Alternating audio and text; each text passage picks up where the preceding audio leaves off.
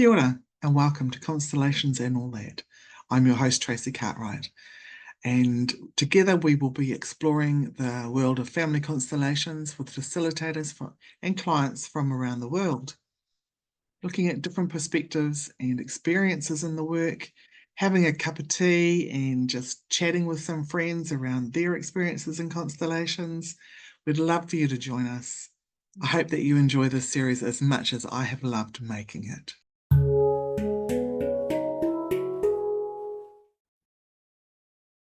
Kia ora everyone, welcome to Constellations and All That. Today I have the pleasure of talking to my colleague in the beautiful South Island, Nelson, Isabelle Eustace. Isabelle? Oh, welcome. Thank you very much for having me. Yeah, it's a bit cold and grey today, so it's quite nice to just catch up and have a chat. Yes, it is nice having the heat pump on and being toasty. Yeah. And I'm very excited. Great. I've got blankets and Yes. scarf, and yeah, it just feels nice to be nice and cozy. I'm going to invite you, if you'd like to introduce yourself, where you're from, a little bit about who you are. That's already a difficult one to kind of put that in a little introduction. But yeah, I was born in France. My mom is French and I grew up in Germany. My dad is German. And I came to New Zealand in 2001, traveling as a backpacker. But before that, I had a long draw to come to New Zealand. I always wanted to go, never kind of fitted. And then I had family members and friends saying, oh, I'm sure when you're there, you fall in love. And the others, nah, coming back. Yeah. And then it happened exactly. I fell in love coming here with the country and a man. So I married back in Germany 2002 and live here since 2003. And all this kind of happened for me during my time when I worked with Family Constellation, about Family Constellation, and did my training. So in the midst of all that, just getting my first step going, I just came to New Zealand and had to learn English. Fantastic. Yeah. So you've put your roots down in Nelson, and it's beautiful. It was a nice place. I kind of traveled around the North Island and around the South Island, and I like the northwest of Auckland, and I really like the Kaikoura area. And then this man was in Nelson, and it kind of was the top pick. Yeah. I always said that if I didn't live in Whangarei, Nelson would probably be one of the places that I would choose, because I really like the area. Yeah. I remember people here saying, oh, no, now we would just choose Nelson just for the climate. And I know exactly what they mean. Yeah. Now that I lived here, it just has such a nice climate. And it's just nestled in so many diverse national parks. And it still feels a bit, there's space around. Yeah, I'm really here through my husband. And he's a Kiwi? But originally from South Auckland. Yeah, so he moved away from there. He grew up as a skinny white boy in Aotearoa, and then kind of had an urge to leave. Went traveling for many years. Settled in Wellington a little bit, and then really on the South Island because he loved the mountains. Yeah. Wow, what a place to be. Tell me, when did you first meet Constellations? I know obviously it has its roots, some of its roots in Germany, but what was your first introduction to it? I was just listening to your podcast, thinking about my thinking. When I grew up, I didn't grow up with lots of traumas as such. I kind of had an easy childhood as such, but maybe not super connected to my parents. But I couldn't say there was a lot of trauma. But I did notice that my family becomes sports. So I'm very much in the volleyball. And I remember that really became my surrogate family, because I kind of didn't feel very bonded to mine, I guess, even though I always said I'm very bonded with my mom. So I kind of got into the sports area, into physical, and that gave me life energy, and it gave me self-esteem and all that. So I went to university, and I was I'd never had anything to do with energy work or anything. I'm very scientific. Like my sports studies are sports science. But then slowly, I got a little bit into rehabilitation and handicap sport and personality types, thinking, why do these characters get cancer and others more heart attack? There's personality types to that. And I went more into the alternative health medicine. And in Germany, it comes from the olden days of witches and so on. You can be a doctor, or you have to do a degree which is called a natural health practitioner. And only if you are that or that can you work with alternative medicine. You can't just do homeopathy. You have to go to have a as a natural health practitioner, which is really quite tricky. It's a bit like the first 2 years of becoming a GP, and then you get tested in front of the city and a doctor and so on, like a panel of 4 people asking you, somebody comes and has a headache, what do you do? So that was pretty intense, but that was my step, alternative health. And there I met this beautiful friend of mine, Daniel Schulte, who is now also a trainer in Family Constellation. And he said to me, no, oh, there's this new modality. And before that, I had a little bit touch points with energy healing, like somebody who fixed something in my hand without even touching me. It's like, what? And Daniel said, yeah, come to this workshop. It's amazing. And funny enough, now looking back, that was probably 1999. This first workshop, the teacher was actually a distant relative of my grandma. It's like, what? Like, she said, oh, I'm actually, like, I can't quite remember what the connection was. And even the first constellation I had there, I was chosen as a representative for the main figure. And she forgot to switch me out. And I said, that was my constellation. That was so my constellation. It's kind of how it started. I was hooked. Yeah. Yeah. Beautiful. So how long after that did you decide that that was the path that you were going to follow? I pretty much became I call it like an addict. I just did a whole year probably. Every constellation I could go to, I used to go to just for the experience. Yeah. And then I never had the self-esteem to be with it. But then my friend said, I'm going to do this training. So, okay, I join you. And that's how I started. Like, and I the entry point was I kind of felt I always had very unhappy relationships, and I always felt the men are not seeing me. And then I realized maybe I'm actually not really there. So that kind of was an entry point for me to actually do a bit more internal work. And so with the family constellation, it very quickly came to, okay, let's put up those unhappy relationships. That kind of was my side entry point, of the inner work. And the training was really interesting because I felt in the first year, like constellation was me. It's like, oh, it was really hard work. It was really a lot because then they had 5 days of you feel like every constellation is yours. And in Germany, 80% of the constellation were war. Like there is so much war trauma. And me being French and German, I was like a victim, I was the perpetrator, I was everything all the time. So I was very blessed when the second year constellation training happened and I got offered to be an assistant, because I felt that time I was a little bit more removed from my juicy stuff. Yeah. And I could be more in the training and the assistance. So that was very valuable to me. So we were 4 assistants. And still always felt, how am I meant to work with this? I'm not used to energy work. And then Helen are very nice. And Ramatias are my coach as well. They said, no, the top knows when they are not in the room, everybody can actually do it. But as long as you're surrounded by these greats, you always feel you're not as good as them. So, we just started, Daniel and me, just us running little courses. And in the midst of all that came New Zealand, and me kind of, after just starting with it, having to immigrate to New Zealand.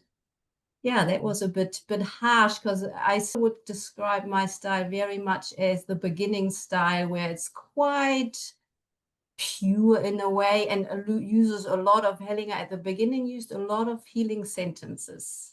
I didn't even remember all his, like, because I'm so influenced by the beginning stages, I didn't even keep up with his later work, where he was very much just energetically, and he kind of seems to sense everything I don't. So I usually just really ask the field. Yeah, beautiful. Wow. But what comes to me, which is so nice for me to watch, is, so this was all like around 2000, 2002 is when I came here.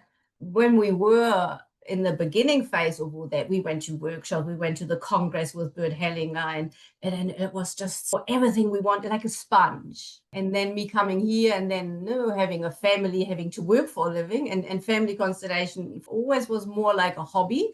It has a multitude of reasons why, but I never seemed to be earning a living with it. And then so I had this 15 years of not working with it. We also went sailing and so on, and I had these kids. And now it kind of feels like a rebirth, like the whole energy is coming back, and you kind of opening that lid. I'm going back, look at this. I have videos. Oh, wow. I have like 7 of those. I need to get them on DVDs, but they are so, I'm listening to them again, and they're really such a treasure trove. Have you got a VHS that you watch them on? Yeah, but I still need to. This one is really like, that's my favorite. Is it, Like, is it all? yeah, it is. That's the Oh, so I same. need to learn German before I can Yes. listen to it. That's the same. But this one, Die Toten, there is a book out, and it's called in English Farewell. That is like a lot to, actually all of it probably to do with the Jewish and the Auschwitz and all, and so it's all the constellations talking to the victims and perpetrators and the ripple effects, and it's, oh my God, it's so amazing. Okay. I wonder if it's still available. Some of it not as easy to find, right? I can send it to you. I have it. I can send it to you otherwise. I had it at the first Constellation where I came in it, and I lent it to one of the, what's her name? I think I lent it to Fiona. No, to the photographer. And she really liked witness statements in there. Because you often ask the question, what attracts you most? What are you drawn to in constellations? And so I was thinking about that. And for me, it's definitely perpetrator victim healing, because I've seen it so often. But like the concept up with, and probably many people grow up with, perpetrator bad, victim innocent.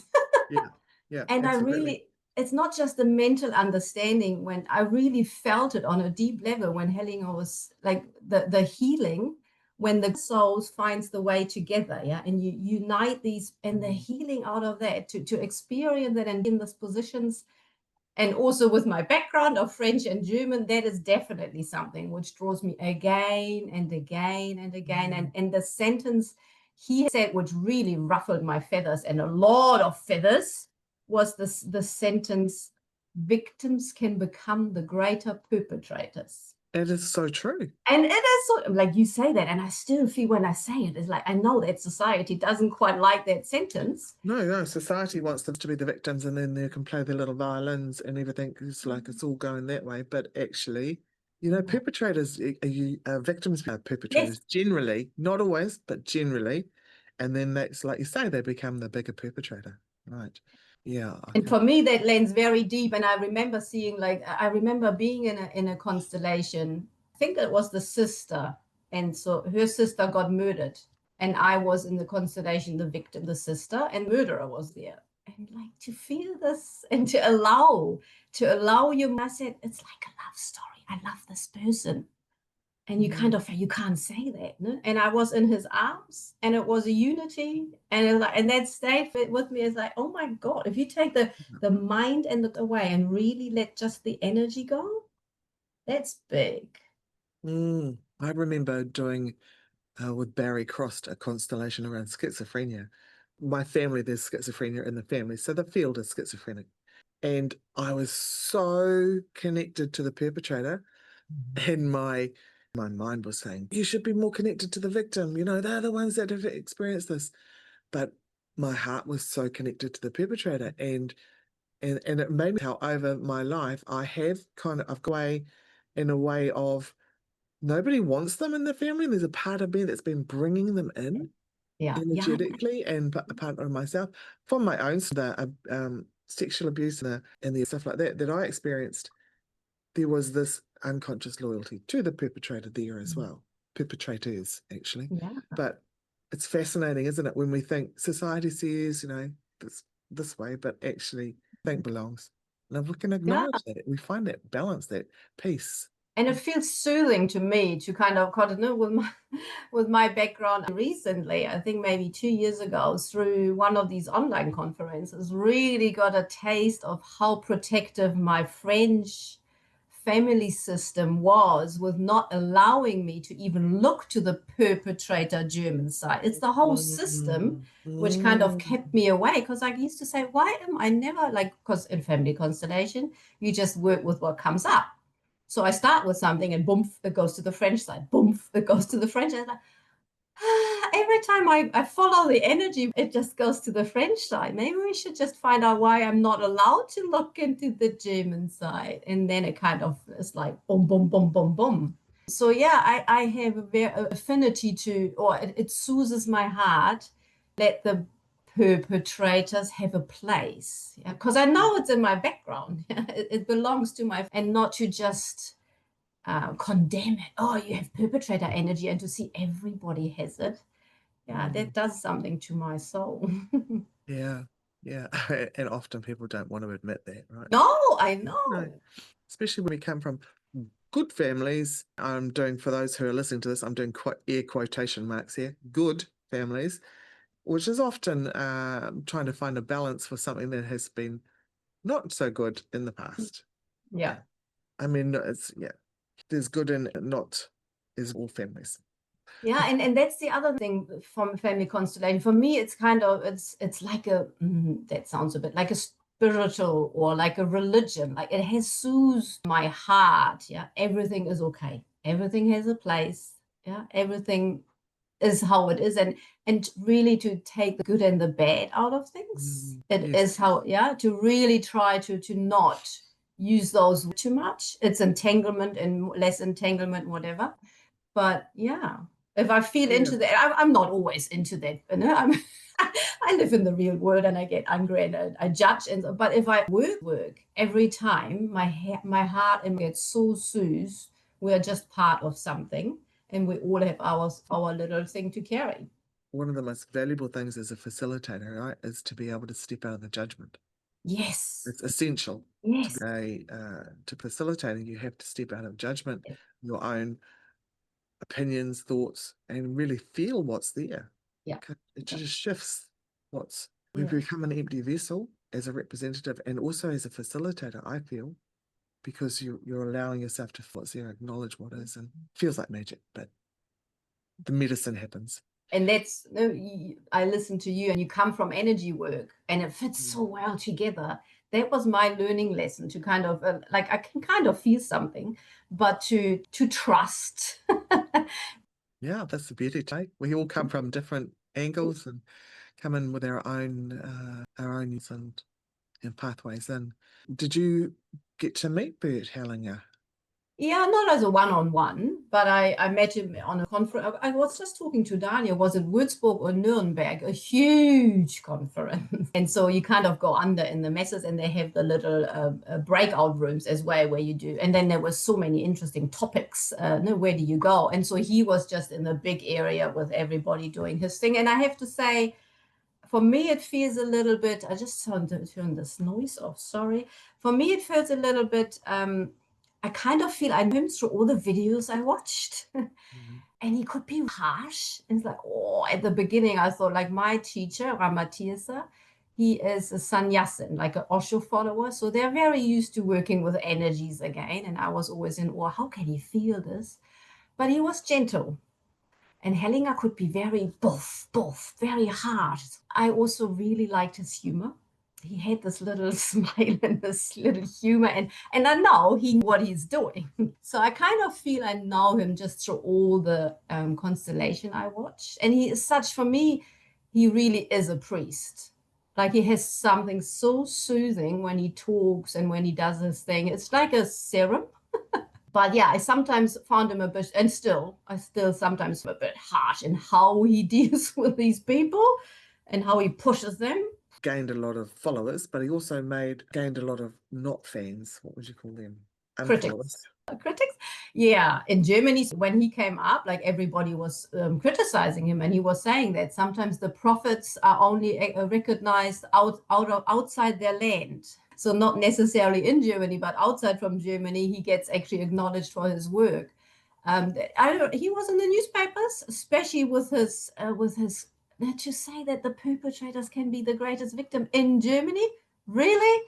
to like and so hear these sentences, but you have no context. So imagine the journalist, how they run with that. So he definitely had his critics. And the other was incest, to take the dad in there and give a place to somebody like that. Yeah, like that's a really hard one to understand if you don't understand the word, to really to include the bad father in a constellation and not side with the poor mother, and to actually see that some constellation the mother sends the daughter instead of herself, like that is that you can't digest that easily.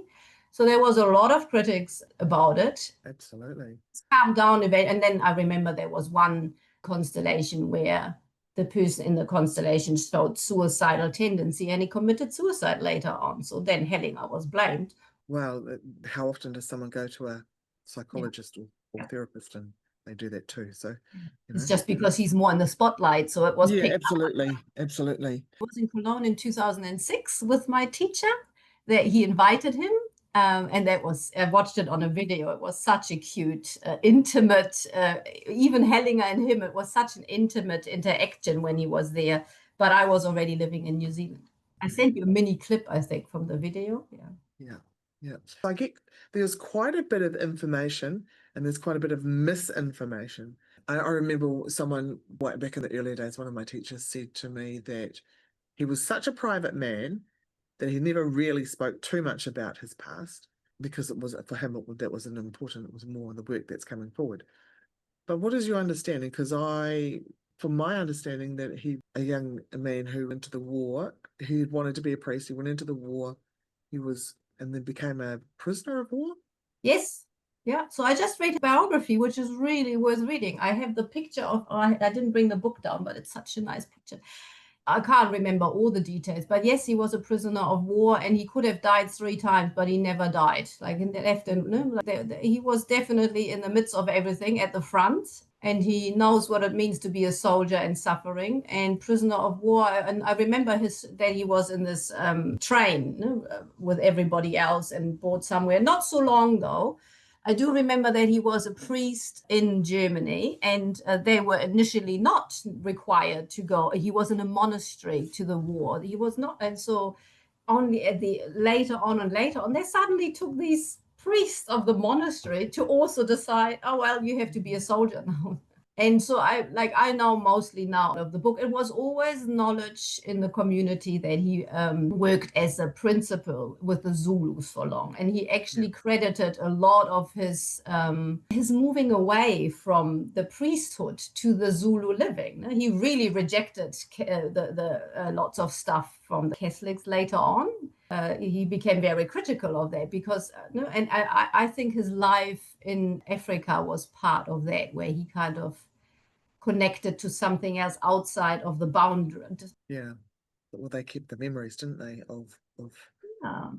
what all of our ancestors, our ancient ancestors, would have done in time. It's diluted to the point that for many, it's not even able to connect with. But yeah, okay, brilliant. What I do remember is that he used to always, especially at the beginning, he used to always say, okay, it's phenomenological work. So you work with what's there. And he says, normally the man stands there and the woman stands there. But in this case, it's different. And then he would smile. Or with my teacher, for the business, you usually always have a woman there. If you have a business constellation, the business is always a woman. And then, with you, I'll take a man. So he kind of had his laws, but he always emphasized you work with the energy there. No. Have an idea of a skeleton, and then you kind of work along if it works or not. And he was always open to say, oh, well, in this instances, there can be 2 women. In this instance, I really like that. He was very much acknowledging what is. Yeah. Because he was very structured at the beginning, wasn't he? And then it kind of expanded and I'm evolved. still like that. I think I'm still like that because it helps me to stay focused. So you say you go to a barbecue or you meet someone at a coffee group for the first time or something. How do you describe family constellations to people? Well, when they ask me what I do, I usually say massage therapist. It's just safer and not a Pandora's box.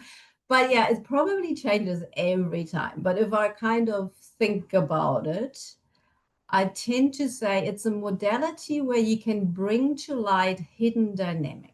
Yeah. And with the hidden dynamics, you then have a chance to work on issues. I usually invite them to kind of feel it. And also I emphasize the systemic part that some modalities look at systemic connections, but I really, really believe in systemic connections. If you want to work with a child which has issues at school, you can't just look at the child.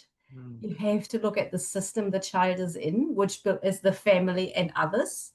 And so this work is a really great tool. Have a look deeper into the systems. Beautiful. Yeah, I was talking with someone yesterday who's working with children, but with the system, and that's shifting the things with the children. So I think that's my passion. I would really like to go a little bit into that, because I really fear for these children where everybody looks for the child, but it's like it's not the child, he's just the symptom bearer. and that was things that Bert Hellinger observed, wasn't it? He observed that with the Zulus. It was that, you know, if a child, the village or the came in front of the village because there was something going on, they were misbehaving or had done something, whatever you want to call it, then they would look at what's going on around that child, and what's going on in the village, what's going on in the community, the larger community. Whereas Western culture would go, that's a naughty child, it needs to be medicated,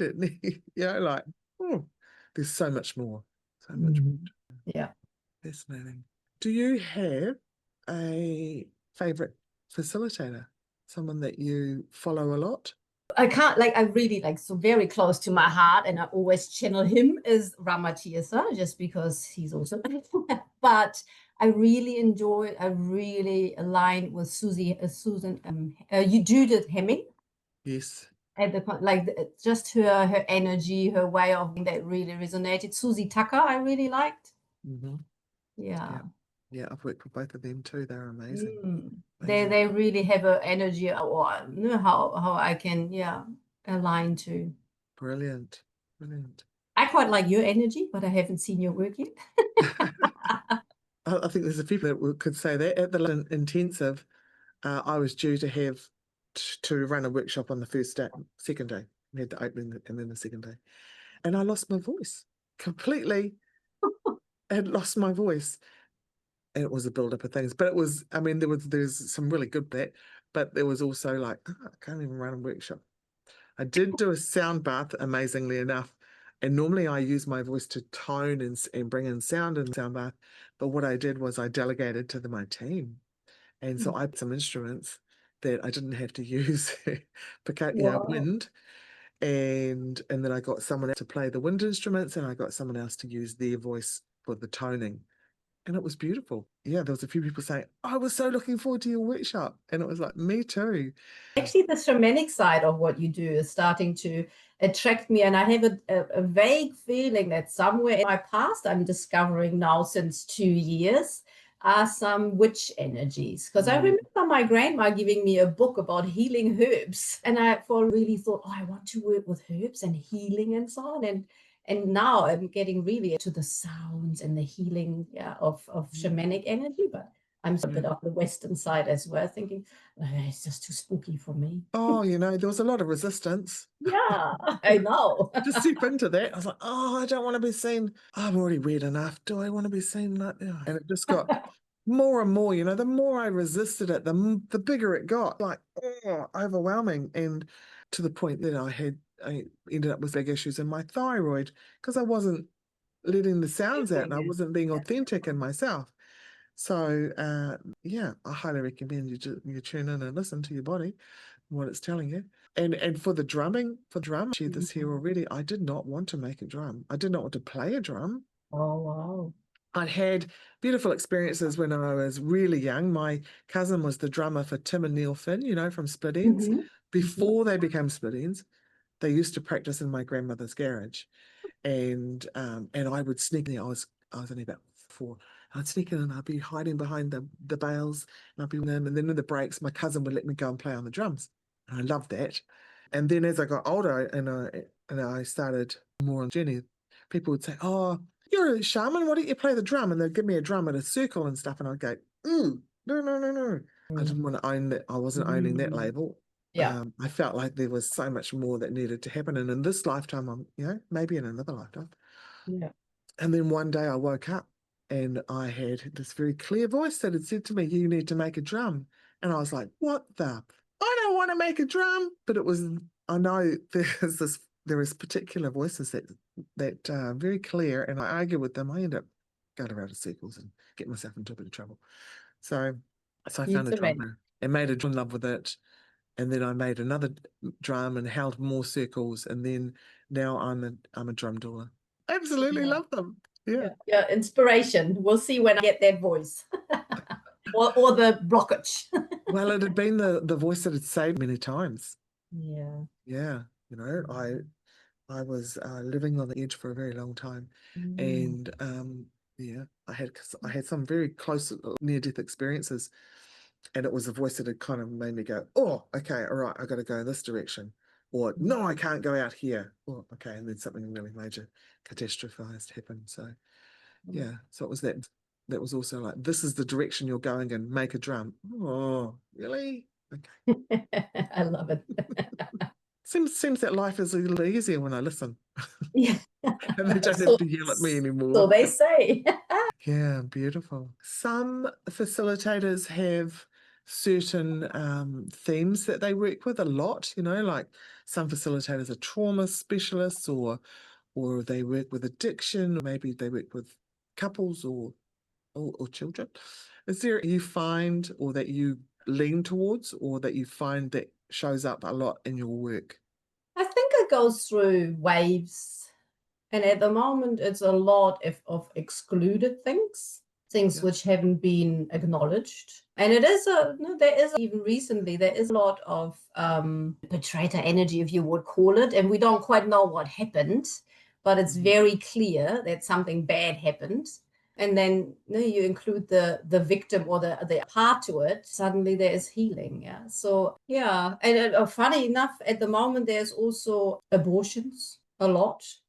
But yeah, it goes through waves, I feel. I wouldn't really say there's one, but I kind of have a subtle feeling that whatever's in my aura comes kind of to me for a little while. Yeah. Yeah, I'm often amazed, and I don't know why I'm amazed at it, because it happens how sometimes I can be working through things, and then boom, there's a client, boom, and then there's the next one's got something, the next step of that, and then and we're like, "Oh, isn't it amazing?" I'm feeling into this for them, and then I'm being shown the next steps for myself as well. And then you have a little moment thinking, I hope I followed the energy and I didn't bring mine in here. And then, but it was so clear, the energy of the field. Yeah. But I love working with groups. Really, that's my passion. I love working with groups because I also, first of all, I can stay out of the energy more and guide it more. So when I do one-to-one, I kind of step into the places and out and in. But then I get slight moments where I think, oh, no, I have just worked on that. It's strange that it comes up in this constellation again. And in groups, I trust a bit more. It's so awesome what these people give you. It's like, oh my God, it is so on the spot. Yeah, absolutely. So you hold groups in Nelson. Do you want to share a little bit about that for the listeners, if there's anyone down there that's wants to know how to get hold of you? Yeah, so I have my next one on the 2nd of August. It's just a day workshop. I used to do a little bit just introduction evenings, just to get a little bit of an idea. And also price is always an issue. And these little introduction, I could do them quite cheap and people get a bit of an idea what we are working with. And so that it kind of has a little bit more profile.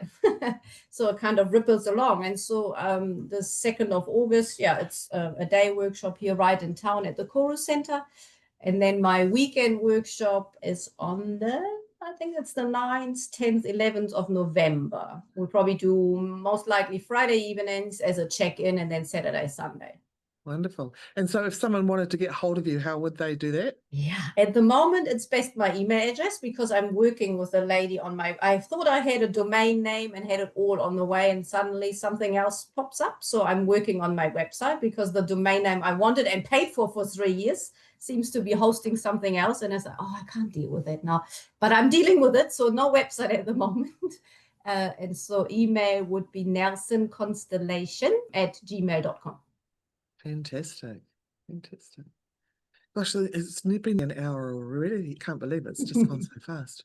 Is there anything that you would suggest to people, something that they could do at home, something that they could, a little practice or not? I don't know if that's something that you do offer people. It's an interesting question. That's an interesting question, and I bounce in between that for often. Because now we are all constellators, so we could kind of constellate our own stuff. And very rarely I do it. But very often I go into this hellingness, like, agree with what's it. Don't think you need to do something. I'm very often in between. Why do I actually I use a V actually. Very rarely. I still don't quite have an answer why. When I do, it's quite enlightening usually. But I don't know. I kind of still have the feeling of not diluting it too much. I don't know. It's my feeling. I know there's judgment in this. No judgment? Is it your judgment? Yeah, probably. Yeah. Why I'm not using it. Yeah. And I'm also noticing that I'm only just slightly starting to use resources. Hellinger was very pure with his interrupted movements. And he, like in the early days, he never resourced. And then I learned the soothingness and the niceness of resourcing through the international constellation community. And I know how nice it can be. And then I catch myself all the time staying there, hanging out and not resourcing and waiting for this life energy to do it, or to just hold the space. And it's like, why have I not resourced? Again, I could have put something nice in there. And I kind of have the feeling it's probably the same thing. I can't even, that's a really interesting question I'm pregnant with. I don't, is the answer. I don't. When I finish a constellation, I usually tell them, this picture you have and this feeling you have, just take it with you the next 7 evenings and just feel into that and just meditate into that. So that's what I do. But otherwise, I don't. Do you invite them to, so I would say to someone not to think about it for a week, not to talk about it, not to share it. Or if you think about the session that we've had and you try to analyze it and pull it apart. Yeah. No, don't do that. Find another way. Yeah. I say to them, think of ice cream flavors, colors, Yeah. name them, tutti frutti, hokey pokey, chocolate chip, whatever, something to keep your mind out of pulling the constellation apart. And then the reason not to think about it is, not to talk about it is not because it's a secret, but because it allows it to settle, right? Gives your field a little bit of time. Is that, how would you describe that to people? Yeah, I have 2 parts in that. And often, very often, there's a confusion because they cannot understand what happened there. If it's a secret in the field, which I really seem to have a lot, and if you have addiction and then suddenly it goes to something, they have no idea what it was, but you can see that the energy is there. And then they're all confused. And I say to them, Helena said, it's really awesome to be confused because then you have a chance for something new to come up. So I usually just say, hang out with the confusion, try not to put it in a box. Try to embrace it as something good because now you opened a lid to something and something new can get created. I try for them to not talk too much about it because you diffuse the energy, but I really try to hold them to the healing picture and the healing emotion. So if you felt the power you felt when you turned around and you looked into life, hold that, feel into that for 7 days in a row. Or the healing picture, to see, oh, this is the order of my family. This is how my family looks and feels. Oh, when it's in order, I say to them, just take that with you and just feel it for the next 7 days. Don't do anything with it, just feel it. That's your healing movement. Oh, brilliant. That's very cool. I think we'll leave it there. It's been amazing to talk with you today and to share and just to check in, and look forward to, I hope the listeners have received some insight and have the opportunity to meet Isabelle sometime in the future. Thank you so much. It's nice to get to know you. I have the advantage of listening to you every podcast. Thank you for inviting me. You're welcome. Thank you for listening. head over to Instagram and tell me what's resonated for you with this episode. You'll find me at tracy.cartwright. That's Tracy with no E. .cartwright. Or head over to my website, tracycartwright.co.nz, and receive a free audio with the gift from your ancestors. So until next time, be kind to yourself and have fun doing it.